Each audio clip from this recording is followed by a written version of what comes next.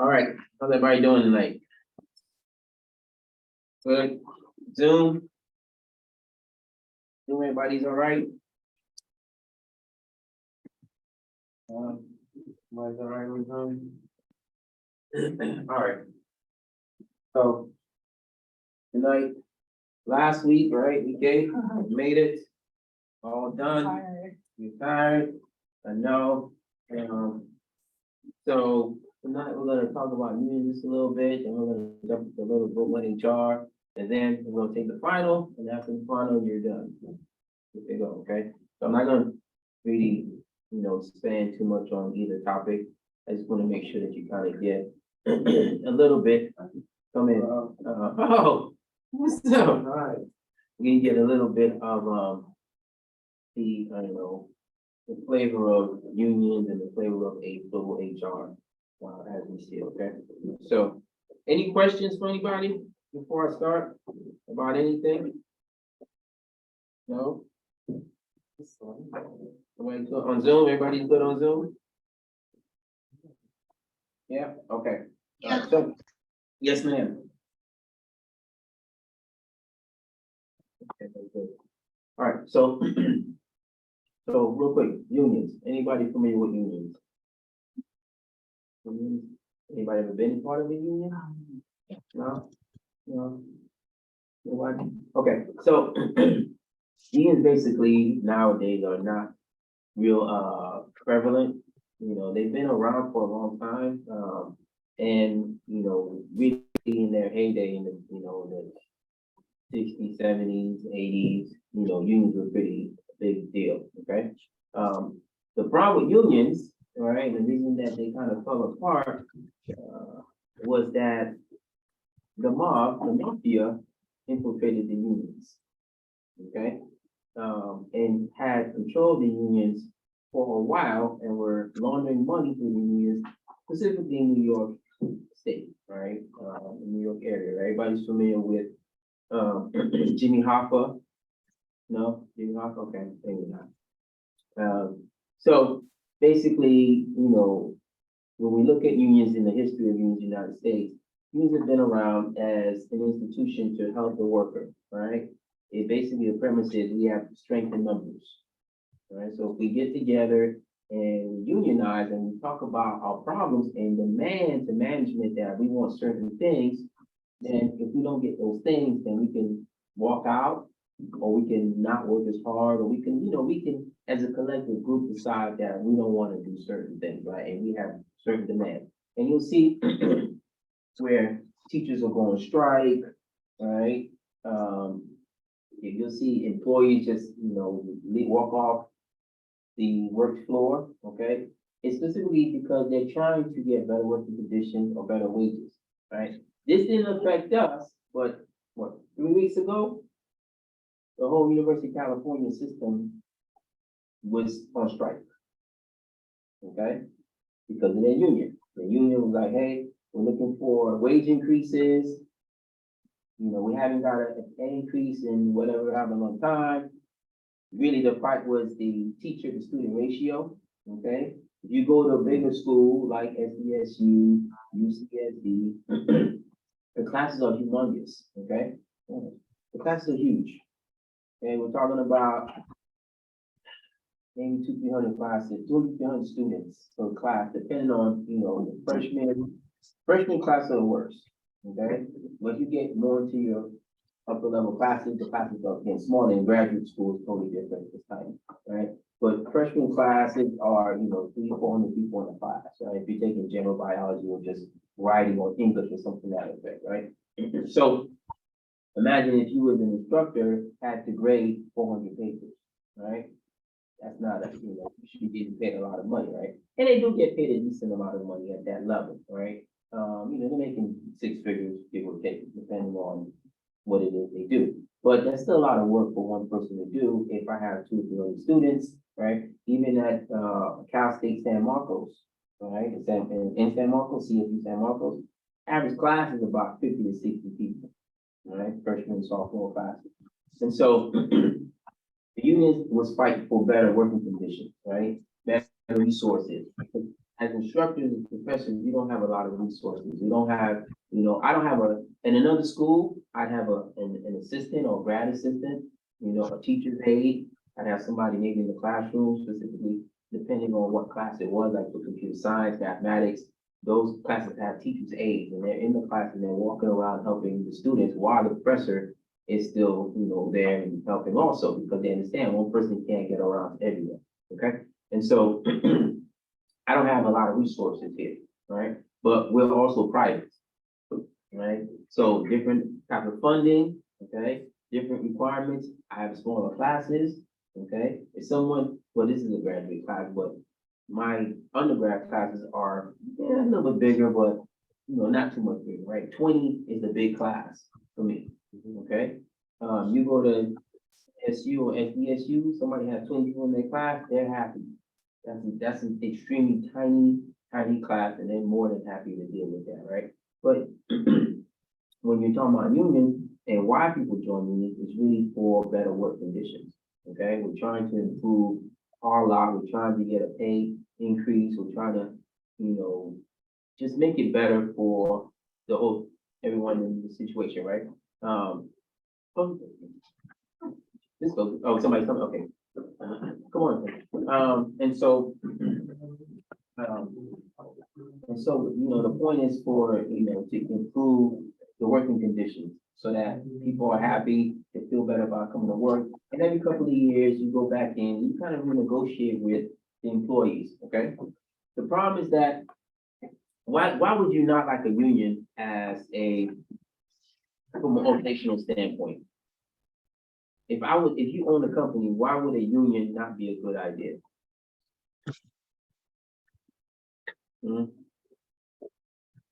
Why would unions suck?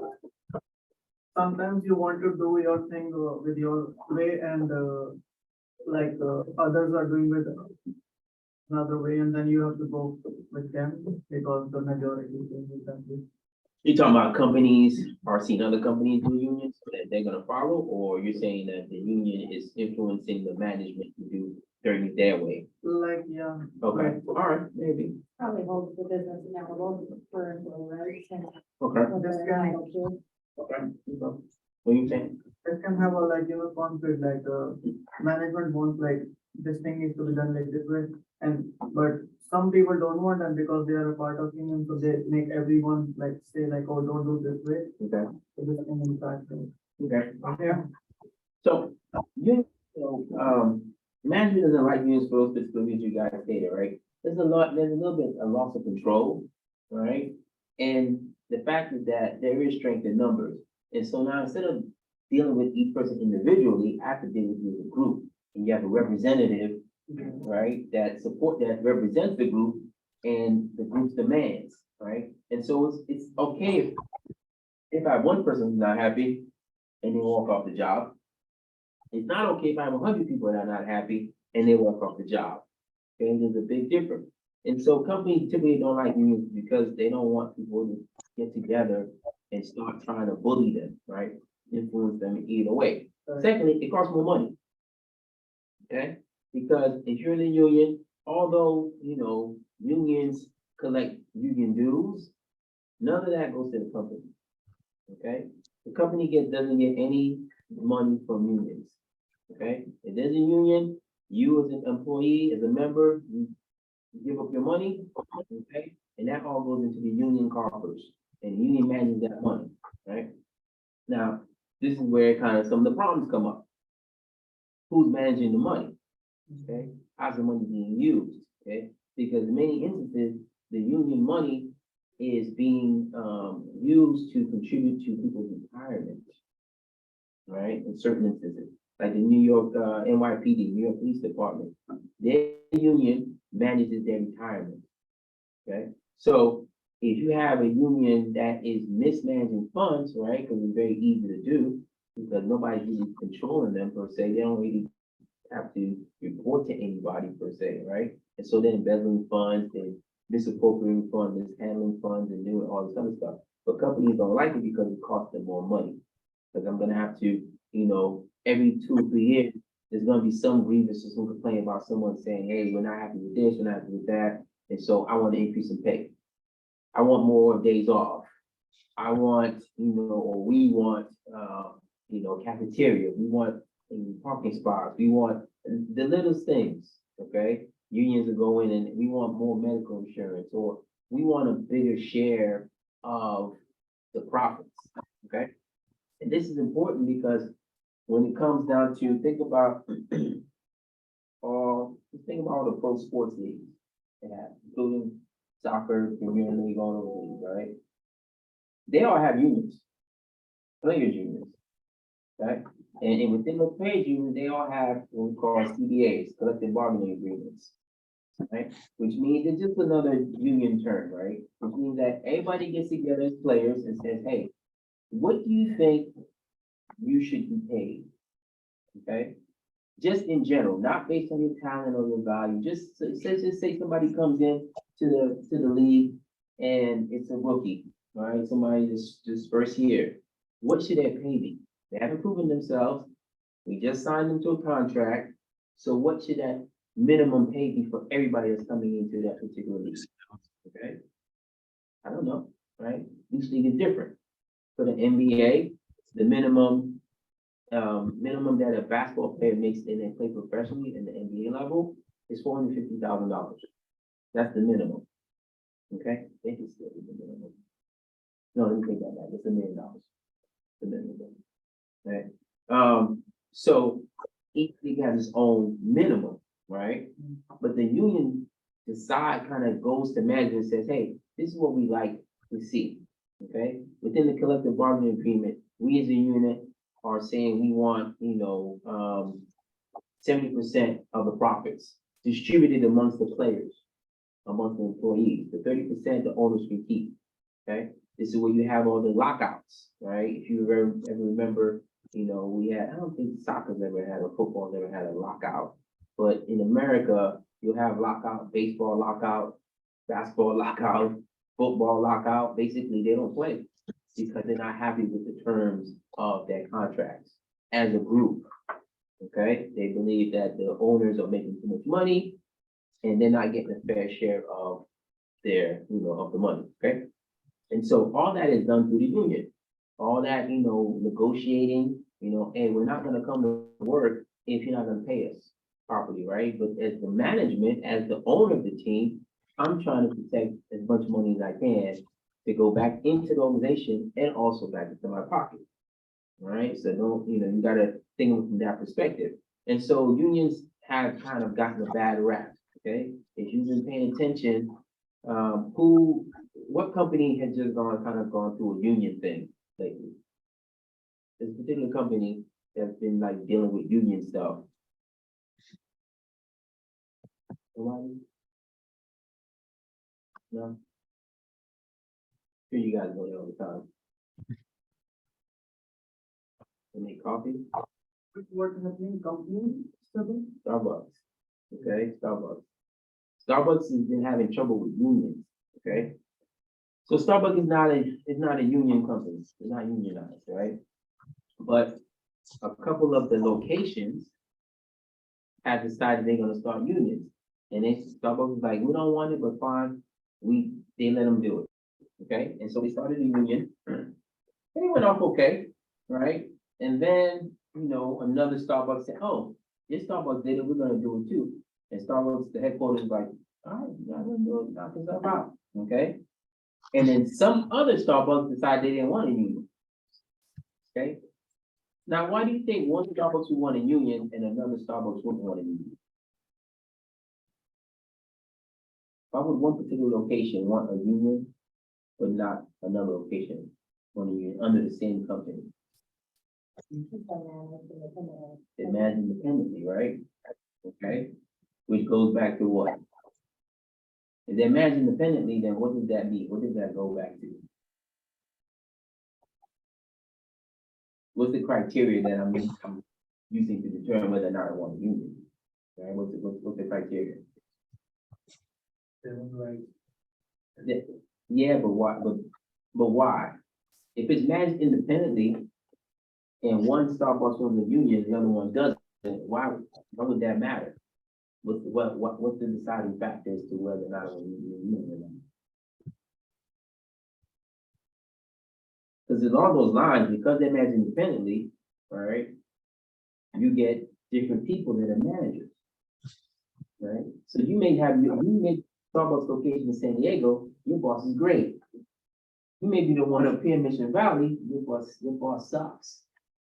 All right, I want a union because my boss, I'm 10 minutes late, my boss yells at me, says he's gonna dock my pay. I don't get anything free. There's no discount. I can't barely take a bathroom break. My boss is always on me. He wants me to work overtime, do stuff that's not within the scope of my job, right? The other boss is like, yeah, okay, need time off, no problem. Okay, a 50% discount in Starbucks employee and everything, right? Because that's independent store manager stuff, right? They decide if they want to do that. Why do I need a union? My boss is great. My boss doesn't do everything I want to do, right? On the other hand, this boss doesn't do anything. We need to get together and force his hand. And we need to make sure that he understands that we need these things and we're gonna push for a union. Okay, so Starbucks let him do it, right? But Starbucks didn't want to be part of the union. Most companies don't. Okay, because now it's just a lack of control, and then people get in and they get to the point where they're like, we're not coming into work anymore till we get these certain things, right? This is why companies don't have unions. And I doubt that it's going to get any better, right? Unionship has increased dramatically since the 60s, okay? It's just gone down. People don't necessarily want to be part of unions anymore, right? And also, we have different, we have gig jobs, right? That it's hard to unionize. Imagine trying to get the Uber drivers, right? Uber Eats or just the gig economy, just in general, right? Or, a union for dispensaries. It's kind of tough. You have different areas within that particular industry that are not federally recognized, right? They might be recognized on a state level, but, dispensaries are not legal on a federal level just yet, okay? Marijuana is still illegal in the majority of states, and its federal level is definitely, right? It's gonna change this year, where it's gonna be legal federally, right? Mhm. Yeah, yeah, why do you think that's gonna change? Because I think maybe there's been some influence in the states. Okay, yeah, but why do you think it's gonna change? Why do you think the government's like, yeah, okay, cool, marijuana is not federally legal?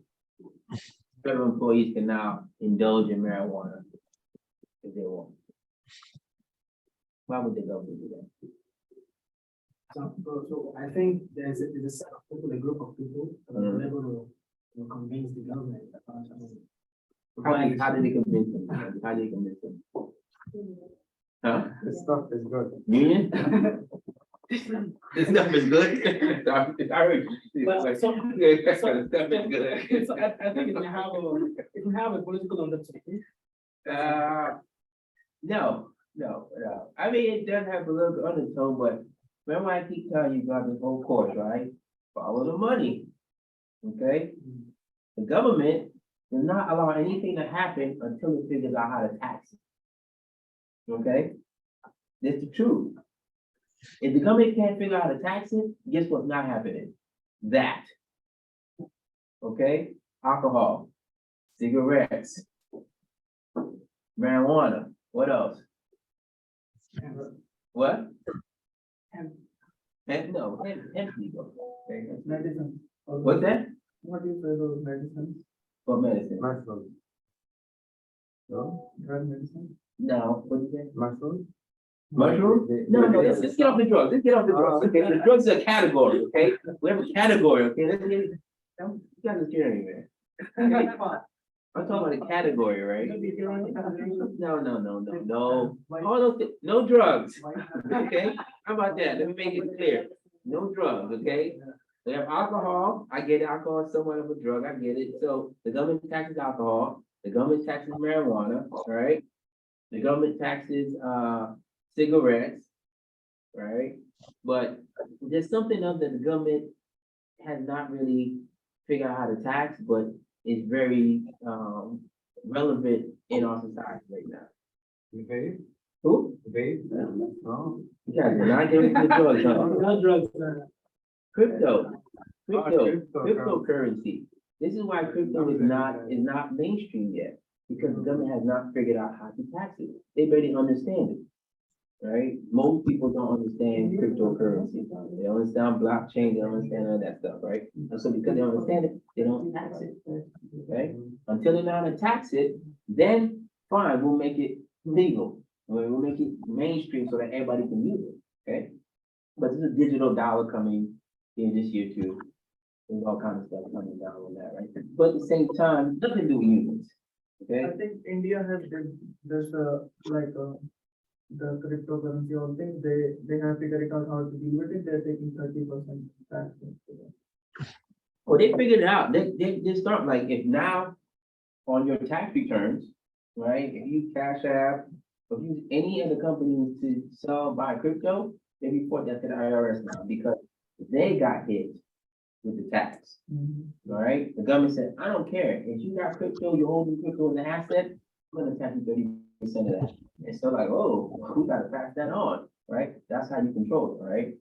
But until like everybody gets on board and the government itself, the federal government understands how to tax it, it's never going to be mainstream. The minute they do, it's, hey, go ahead, have as much as you want, okay? The lottery, all right? Everybody ever pay attention to the lottery, Mega Millions, all that stuff, right? It's $1 billion, right? How much of that $1 billion does the person actually get?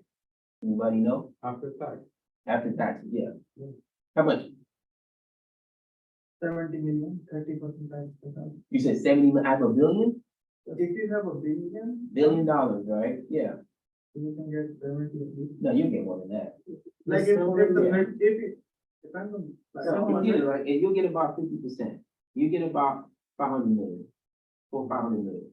Out of $1 billion now, Oh, a billion. $1 billion, right? I was like, That's a lot. Like Yeah, that's- 50%. That's a huge tax, right? Yeah, If I win a lot for $1 billion, I only get 50% or less than 50%, that's all taxes. California tax, you know, state tax, or physical tax, you know, all kind of taxes, all right? So, unions have nothing to do with that, okay? The unions, you know, for the most part, they're kind of an extinct thing, they're not gonna come back, really, in any big presence, just because people just don't feel like they have the energy, to do it. And many people, you know, don't want to stifle their income, okay? Because if you're in a union and you have a CBA, a collective bargaining agreement, or some kind of stipulation as to how much money you can make, then whatever's in that contract, you're stuck to it, okay? So if you're a doctor, if you're an engineer, and the top salary is $160,000, no matter what, how long you've been there, whatever the case may be, that's based on the union and what we have negotiated with the management, that's where you're gonna stay. Okay, whereas if we don't have a union, we don't have any collective bargaining agreement, everybody does one-on-one with the company, I can give you $250,000, $300,000, right? And that's the advantage, kind of the leverage the company has. It says, look, do you wanna be stuck with everybody else?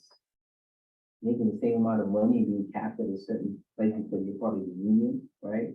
Not to mention you're paying the union dues, all right? How often do you use the union? Think about it, okay? The union is like insurance, right? It's probably one of the things I hate the most about life, paying insurance. That's correct. Me Yes, too. I hate paying insurance, okay? I'm paying for something, Health is fine, car a lot. all of it, health Health is insurance, car insurance, you know, we pay for health insurance, but it's still annoying, right? But at the same time, you know, it's helpful, I'm glad it's there when I need it, okay? That's kind of how I think about using it. I pay the dues, I don't really use it, I really don't know what they're doing behind the scenes, right? I know we got some really nice stuff and everything's cool in the company, but yeah. Okay, I don't really mess with the, I don't go to union meetings, right? But each, each industry does have a union. It just depends how big it is. There's a teachers union, okay? There's, engineers union, there's all kinds of unions out there. But it depends if you join them or not. That's really what it boils down to, all right? Okay. Like I said, I wasn't going too deep into you, I just kind of want to give you a kind of a quick down and dirty. All right. We're gonna jump into global HR, okay, real quick. Oops.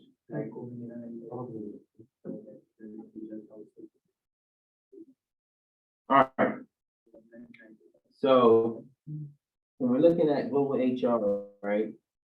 The fact is that we as a society are getting more and more connected, right? Globalization, the internet, technology has changed everything, okay? Now we got AI and all this other stuff, and we're just getting close, just more and more connected. And people are have the ability to kind of disperse out further, okay? Than from where they work, and then COVID has showed us that we could work remotely and still get things done, okay? But as we start to get more and more dependent on technology, jobs are gonna start disappearing, certain jobs are gonna start disappearing, okay? And we're gonna have more time to kind of do other things that we want to do. But that's also gonna be a call or desire, need for talent globally, okay? Especially depending on what country you're from. As a superpower, or top 8, top 20 country, you're fine, you're a developed country, you're okay, okay? You use up most of the resources, you make most of the money, people wanna come live where you're at, whatever the case may be, because they can have opportunities. But if you're a developing country, right, global HR or the resources are an important aspect to your development to get into the next tier of developed countries, right? And so as we start to get away from traditional jobs, there's gonna be a demand for people that understand, technology a little better. People that understand artificial intelligence or machine learning or data wrangling or data analysis, right? Even, it doesn't matter what field you're in, we're going to need people that are more tech savvy in general, okay? And so where do we get these people from, right? Where do we go? And so when probably week 3 or 4, when I was talking about different pockets of the world and where we look for things, right? So STEM, science, technology, engineering, and math, right, is we're behind as far as the United States goes, we're behind globally in STEM, okay? There's about 11, 13, maybe 15 other countries that are way ahead of us in STEM, right? And so in order to fix that or combat that, we borrow people from other countries, okay? That are more adept at STEM or that are pushing that agenda, right? India, for instance, right? We get so many engineers from India. A lot of engineers in India, right? Because India produces a vast amount of engineers, because that's kind of the societal thing, right? Is to go to school and be professional, right? Be a doctor, be an engineer, be a lawyer, be something, be, professor, be academic or something, but educate yourself, right? Where that's not really the emphasis here, per se, okay? In other countries, the education is a little more valuable in the sense that it's more about education for yourself, but for a better life, okay? Here in the States, education is attached to making more money, right? You wanna make more money? You got a degree? No? Okay, well, you can make more money. Okay, you have experience, great, but you need a degree, right? For whatever reason, that's kind of how it goes. And so we start borrowing in other places, right? China, Japan, India, just, some pockets in the Middle East, depending on what it is, right? Africa, right? We go to different areas to get our talent that comes to the United States, right? And it's not very hard in many instances to pull those people out of those countries and put them in the United States, I want for them to want to come here in the United States. Because there's different advantages here as compared to their home, right? Now, what's the lure for someone who's in the United States? Why would they want to go to another country and work? Like, why would I want to go to Japan or to India or to Africa to work as someone who's from the United States? Why would that be important to me? Well, because going out there, it's not just going to be about the job, but you're going to have an advantage of meeting new people, cultural experiences, Okay. more exposure. Yeah, But most of them don't do that, okay. They don't do what? to go out and do. They don't go out of it, right? Most Americans don't typically like to go on overseas assignments. They like to visit, right? Like on go on vacation, but don't want to go live there. Okay, don't want to go live there. The reason that they are okay with living there is because one, they get a bump in pay. Two, it's it's usually a milestone for upward mobility. Hey, you need to have this exposure to understand the global market if you want to move up into the executive areas. And third, it sometimes depends on, who your partner is and who you have in your life. Part of it is a cultural experience, right? For those of us who like to travel and do different things, the part of it is I want to experience another culture, right? I want to live someplace else. I like the values and the morals and kind of how they're living their life over there, right? As compared to maybe the United States where things are very capitalistic, very commercial, things are fast, right? Processed, everything's just kind of big, big, big, right? And it doesn't matter how we make it, if it's fresh or not fresh, we just give it to you, right? Whereas other countries, they have different priorities about how to do certain things, right? Things are still done old school kind of way, right? But when we look at, the landscape of where we're gonna need talented people, right? It's really the developed countries that are on the edge of technology, on the edge of innovation, that are looking for talented people from wherever they can get it, okay? And because of the internet, and technology, we can connect anywhere, right? And so global HR is gonna change. You don't have to, now, you don't necessarily have to physically move, right? We can have virtual teams. Okay, when I was over at this company, Care Fusion, it's in it's off the five, so I can't, in Torrey Pines, it's in Torrey Pines. Care Fusion makes, if you ever been to the hospital, they make all the modular vital signs systems. I don't know what they call them anymore. But they're kind of they're the colorful ones, like the purple, yellow ones, and they're all like locked in and they move them and The towers? yeah, The DC towers yeah, and all Care that? Fusion makes those. Okay, but when I was in Care Fusion, I was part of this virtual team, right? In the virtual team, we have people from everywhere. India, Africa, Mexico, Canada, Australia.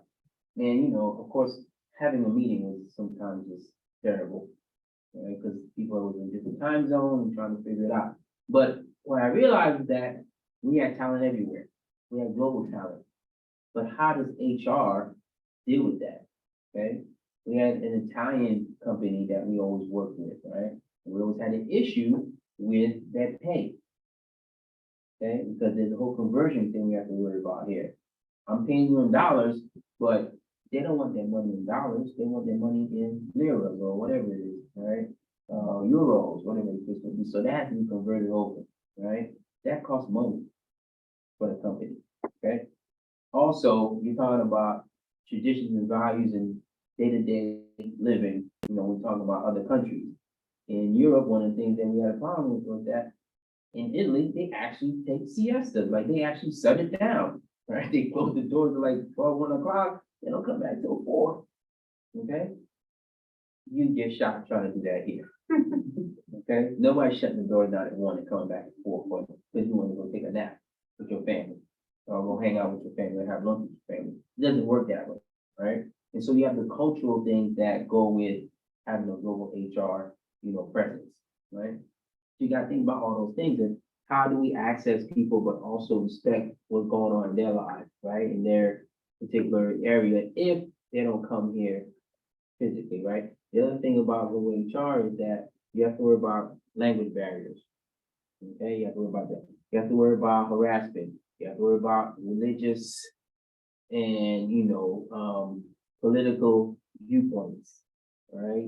And you have to worry about diversity and inclusion, and people accepting other people for who they are, what they bring to the table, not worried about how they're dressed or, their funny accents or whatever the case may be, which was interesting to me. And I just heard this quote, no, it wasn't really a quote, but it was an issue I was reading about, and the one employee told this other employee, and it was he was from, I can't remember where he was from, but he wasn't from America, but he had an accent, right? And the other employee, the American employee told him, you should, learn how to speak English, okay? And then it was like, if you really thought about it, the American employee is kind of real naive. Because if you have an accent, what does that indicate to somebody else? What does that indicate to me? Huh? Language barrier. Language barrier, but there's something else it indicates. If you have an accent, so if I'm here in America, I have an accent when I speak English, what does that tell me or tell I'm not from here. So it I'm means not that, from here. so it means that English is not your primary language. English is not my primary language, but what does that mean? What does that think about it? Think about it. From which aspect? From the aspect of that, like, if I tell you, but after the, Like- I'm gonna give you the answer. Like the other one is feeling offended. No, it's not feeling offense, no. I'm more or less thinking about, if I'm American, I tell somebody, oh, speak English, or I'm gonna feel offense. you might feel offense, right? But what should I pick up from that as somebody who's open-minded or understanding of why that person has an accent I or? have to work on myself to be better than me. Yeah, I have to look at myself, but what does that tell me about the other person? Mother tongue is The mother tongue, what about the mother tongue? like what the way I have learned to speak from the childhood. Okay, close enough, right? What it tells you is that you know another language. Yeah, he told you. No, it's not what, that's not what you said. He told people. You said he knows another language? Is that what you But said? he said it's When I not say that, open, his dream, Yeah, that's It's not- not the same. it's not his Same. first language. Yeah, it's not his first language, but then you can tell me why. Like, you give me the answer, but I don't know why do you think that, right? Okay. Why do you think that? So now it's like, this person knows another language, right? What does knowing languages indicate about you? It's an advantage for, well, let me give me, I know other language. It's an advantage from, it means that the company can expand towards my place I come from. Yeah, it does, okay, but what does But that? he has, Go ahead. but he has cultures. What cultures, you said, Muda? Muda, you said cultures? Okay. It's so, not me. Go ahead, Laura. Someone said cultures, yeah, yes, but it's not me. So it is kind of culture, but what it indicates to me is that the person's intelligent. The person is probably smarter than me. Right? Think about you know another language, right? Everybody here, for the most part, knows another language, right? English is not your first language, right? But you're in the United States, okay? But if you think about when Americans go to your country, what do they expect you to do? No? You guys need to get out more. Yes, Understand. they expect you to speak English, right? Because guess what? They don't know any other languages. You know what I'm saying? So you understand like, oh, this person's intelligent. Okay? Like I speak more than one language, but at the same time, I would never tell any of you guys, oh, learn how to speak English. You guys know how to speak English. You're here, all right? Do you speak it like super well? Yes, you do to a certain degree, right? There's things that you don't necessarily know because they're more, say, they're more dialect stuff, more, stuff that's regional, kind of like the slang and all that stuff, right? Like- Stuff you don't get to live. Advanced, Right, exactly, yeah. advanced, like extraordinary words are so hard to sometimes understand what they are. Right, you don't know what they mean, but that's because you don't live here, right? And you haven't grown up with particular social cues, right? It'd be the same way for me if I went to any of your countries and somebody said something that wasn't the formal language, it was a slang, I wouldn't know. What does that mean, right? I can go to England and they speak English, and sometimes I don't know what they're talking about. Yeah, No idea. they do bouncer. Right, I don't know what that means, right? It's so fun. So the thing for, when you look at global HR, you look at people coming over with different skill sets, right? You have to remember that these people are intelligent, okay? Because language is an indicator of intelligence, okay? People that can speak multiple languages, it's not an easy feat. It's not easy to learn a bunch of languages, right? It's not. Believe me, I tried. I used to know Spanish. I haven't used it, forgot about it. I know French, but I don't use it enough, but I'm all right, okay? Italian, I'm kind of working on it, all right? But I have a cousin, she speaks 7 languages, right? She's super smart. I know she is, all right? But from a global HR perspective, as you said, maybe you said it, that's more of an asset for me, right? Because now I can put into different things. Now I can connect you with other projects. I can connect better with the country you're from, right? If I'm trying to build an international footprint, right? If I'm trying to build a multinational presence, I can say, oh, you know what? We have somebody here that speaks whatever, Farsi, whatever the case may be, right? And we're gonna send you here, right? So Hindu, whatever the case may be. Some languages I'm just never gonna learn, right? I tried Chinese, very, very difficult. Chinese is super hard. Japanese, I know a little bit. Not, I forgot it all. I lived, I was in Tokyo for a long time and I used to be all right, but it's difficult, right? There's some languages you gotta pick up. Definitely Farsi. And then Arabic. Yeah, it's difficult, okay? Even Indian is, Hindi is so difficult. yeah, it's all difficult, right? But you guys come here and you learn English, right? And that's a big deal, right? That's a big deal because now you've really shown that I can use it in multiple ways, right? And that's an important aspect for HR, okay? All right, that's all I got for HR. Take a look at chapter 15 and 16, okay? Not that it really matters, it was last week, okay? But just for your edification and your enlightenment, look at, check it out, okay? All right, so what time is it? 6:15? Okay, so take 5 minutes, go to the bathroom, do whatever you want to do, in the case may be, come back, and then we'll start the quiz, the test, is the final exam, okay? Good? Thank you, Professor. Thank you so much. Very easy.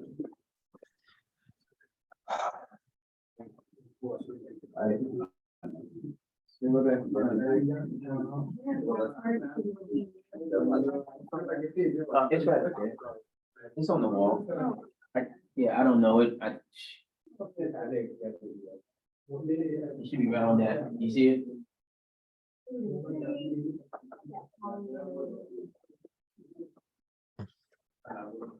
अरे भाई हमारे 2 match हुए हम दोनों ही गए फिर से उनका आउट हो मारेगा यार आउट हमारे ऊपर काम कहा है तो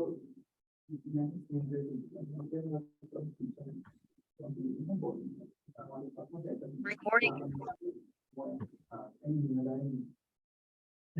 उन्होंने फिर भी बैटिंग दी तो लाइक पहले बॉलिंग दी जान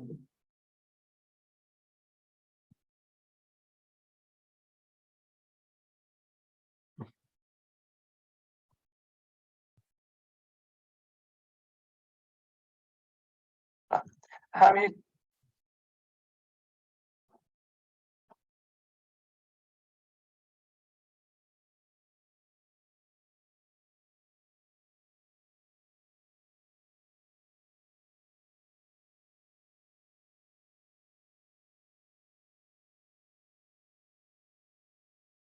सारे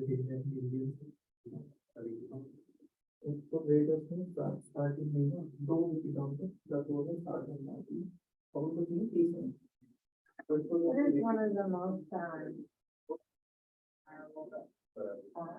वो करने देते हैं likely areas like in healthcare personnel? What is a really good area? Do you think? No, healthcare analytics. Okay. Yeah, they work remotely a lot.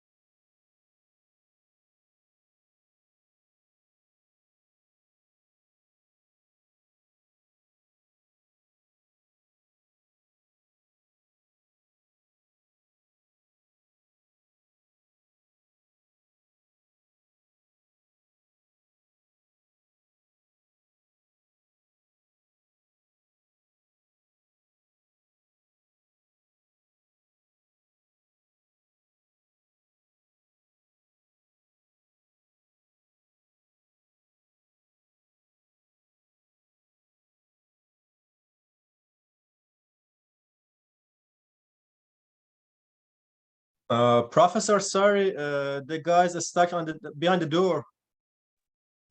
What'd you say, John? The guys are stuck behind the door. Is there anybody to help them? Hey, somebody's at the door? Yeah, yeah. Who's at the door? Najiz told me. Oh. Okay, we're gonna check right now. Thank you so much. Okay, we're gonna check right now. Thanks. Thank you so much. Okay.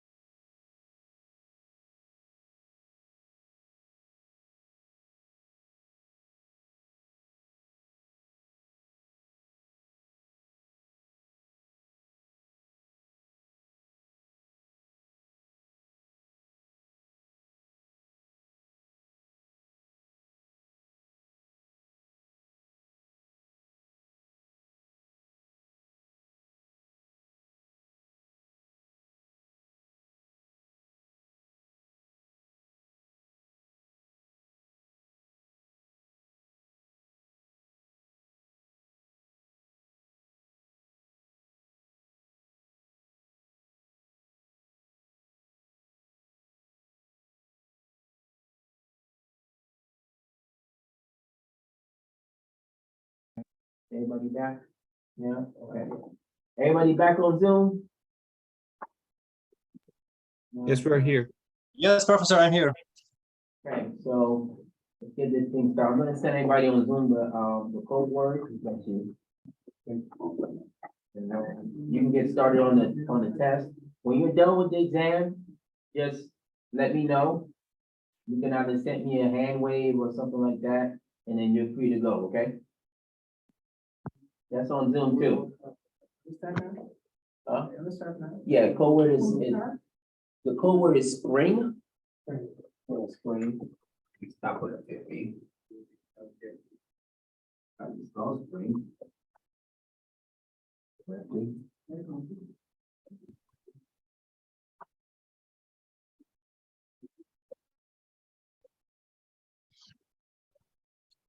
Everybody see that? Oh, that's the code word. So. Make sure, answer the question. Okay? Answer the question. That's all I gotta say. Everybody good on Zoom? Yes. Okay, all right, All is good. all right.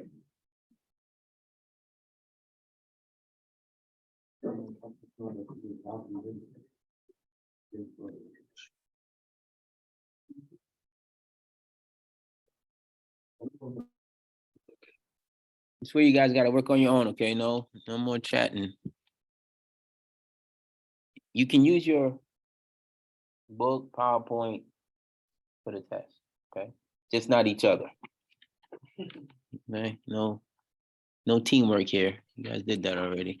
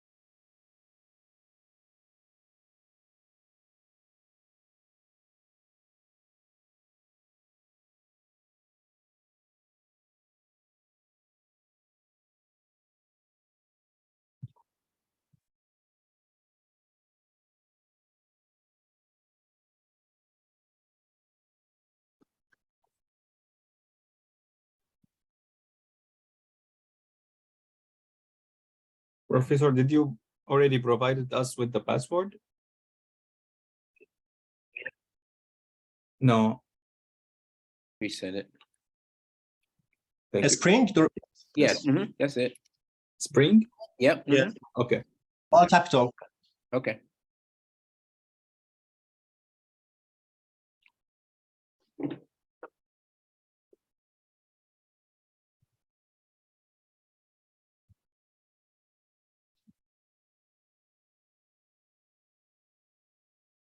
Yeah, it's talking about back there, huh? What's going on back there?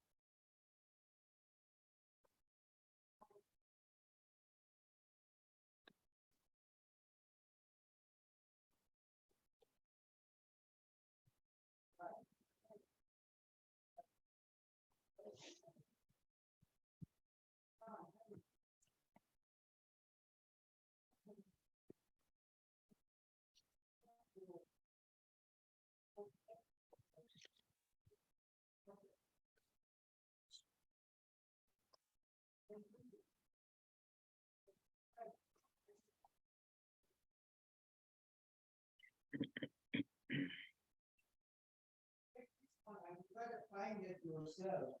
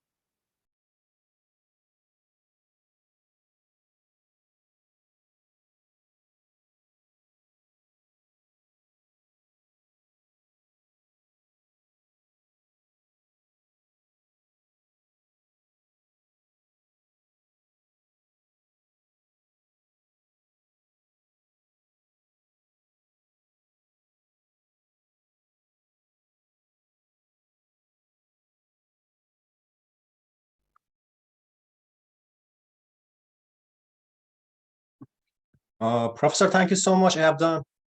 Okay, Thank you so much. okay, See you good next. having you. See you next class. Okay, Thank you. Bye. all right.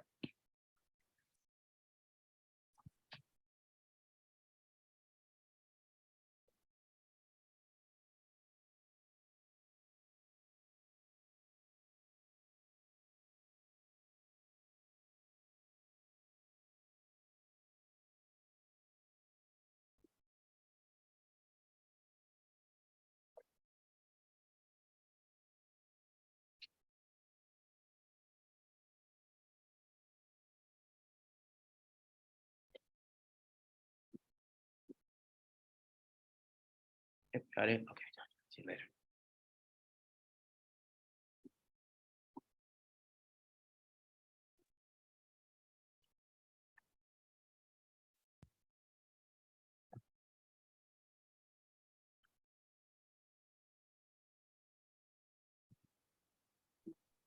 Okay, thank you, Professor. See you next class. All right, Muda, see you later.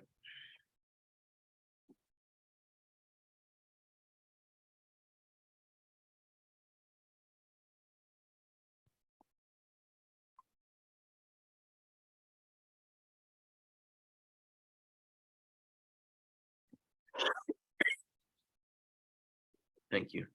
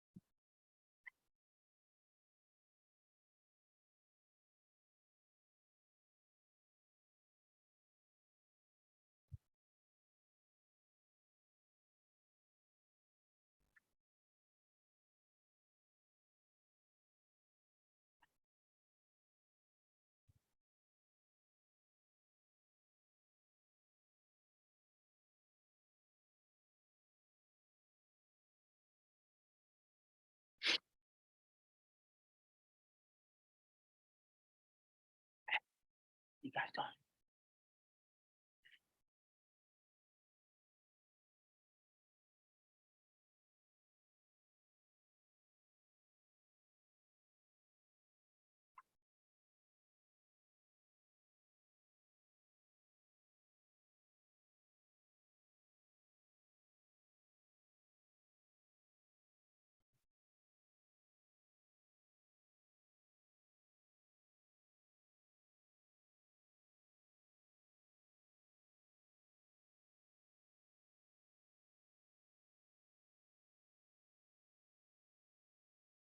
Hey, one more time. You got a question? You got a question? No? Okay. What's up?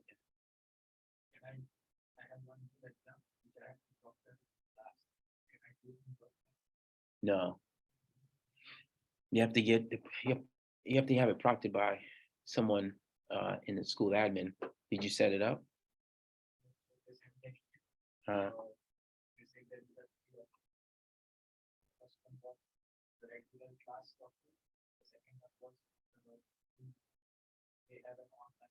yeah. Yeah, I can't proctor another exam. Yeah. Yeah. You have to, whatever class that is it online class?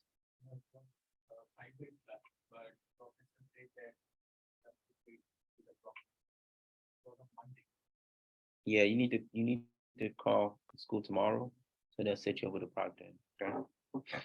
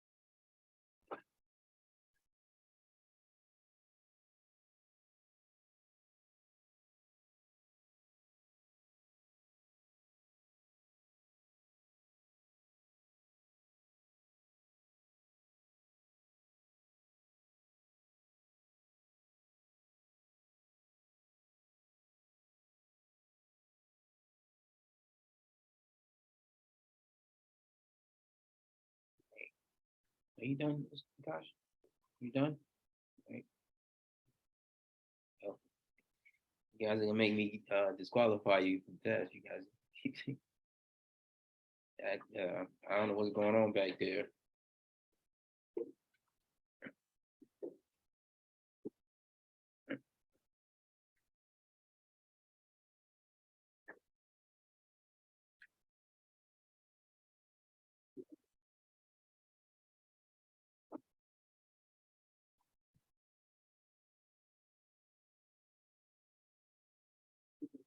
All right, see you later.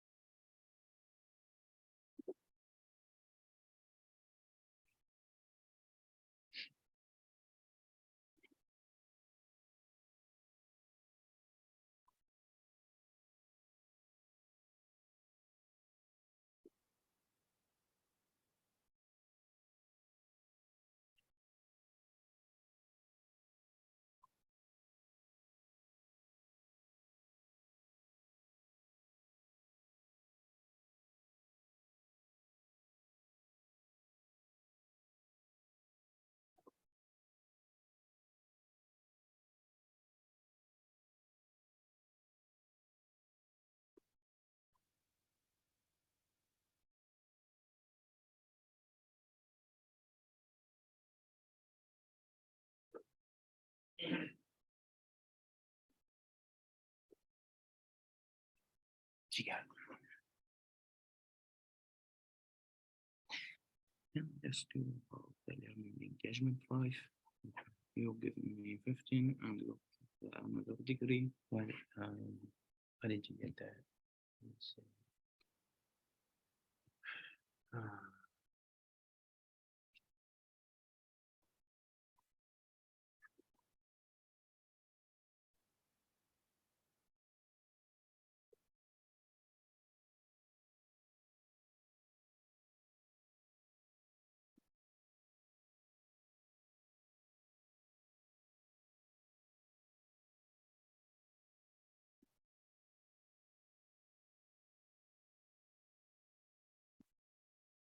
You gone? Yeah. Want to say goodbye? Goodbye. Nice to meet you, bro. Me too. Okay. So yeah, let me put that then. Good luck, bro. Yeah. I'm gonna give you a 4.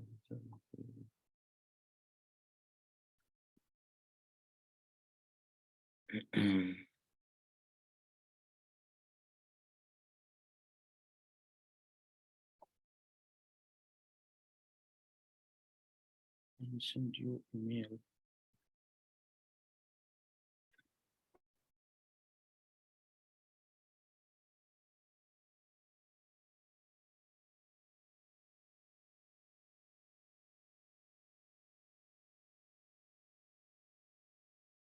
Wait, why did I give you a 4? That's so strange.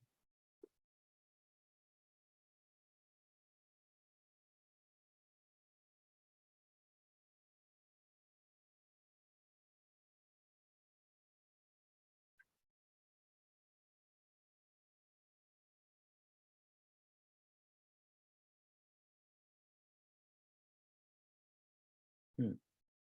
Let's go do that.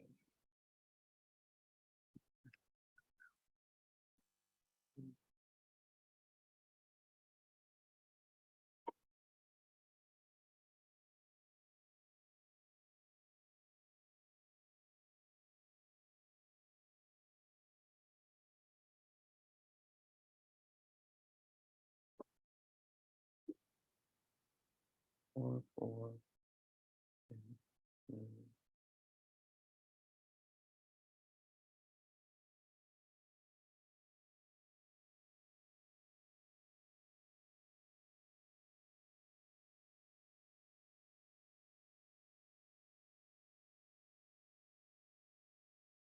That's because it was late. That's what it is. Yeah. But the first one late and sent you mail. Oh, for the learning engagement 5, it says been my first time to submit the code to your time. Emergency advisory. Okay. This Yeah, your no. email. Yeah, no, I remember the email. The problem I have is that Because the first time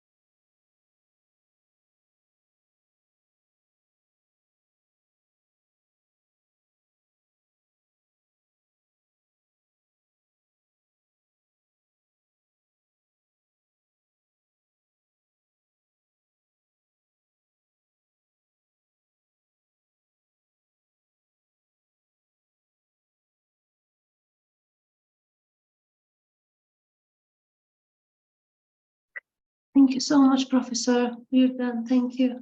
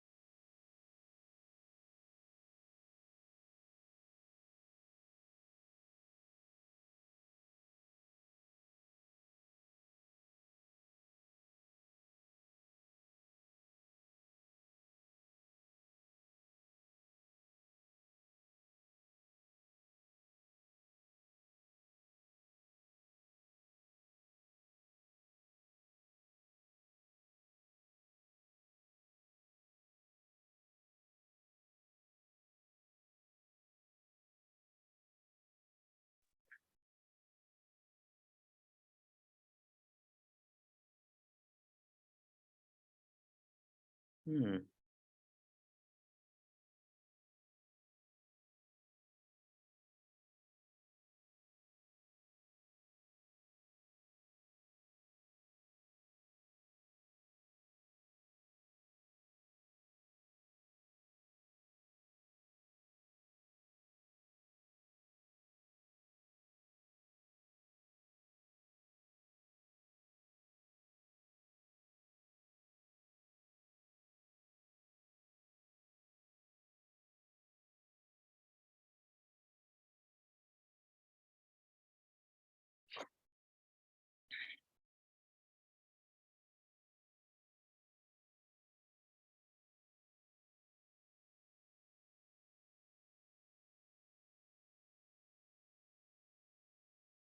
I did like 2, 3 times quiz wrong.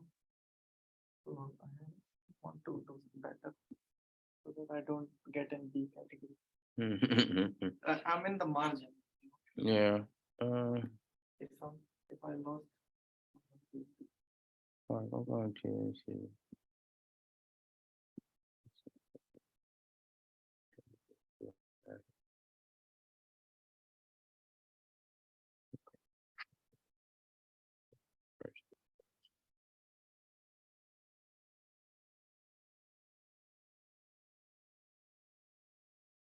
Okay.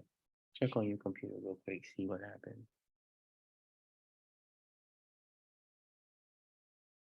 So now it's saying nothing. Nothing, right? Okay. Yeah. Yep. But you still have the.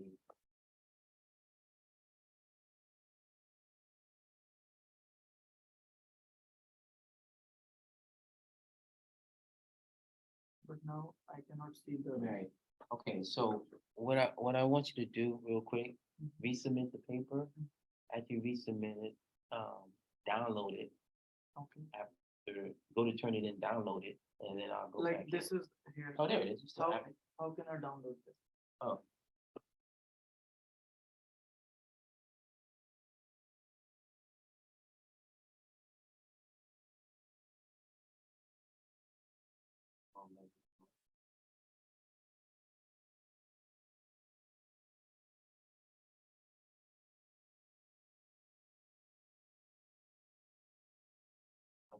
So you can either keep this open and then pull it up another window, or resubmit it and then download it while it's still in, and then, But if I'm gonna resubmit, it's gonna update there also, correct? In your or not? yes, yeah, it will update, because now it's deleted here and it's deleted here, so you can either keep this Yeah. window open, Okay. or you can resubmit it and then download it, because the reason it's not No, but downloading the now, thing, what happens is like, I try to keep this open when the internet goes back, so this, yeah, It gets loses vanished. it, yeah. So go in, download it, resubmit, download it Mhm. while, it's still submitted. And then after that, when you get ready to submit it, let me know and I'll clear out your submission, Okay, all right? okay, When you're Ready. ready to submit, Okay. yeah, so I'll clear out your submission and you can resubmit your final version, okay? I'll drop you. Okay. No problem, no problem. See you on Monday. Okay. Now, I'll not see you on Monday. Oh, yeah, yes, I will see you on Monday. I forgot, yeah. I forgot you had your class with me. I forgot. One is not over, second is over.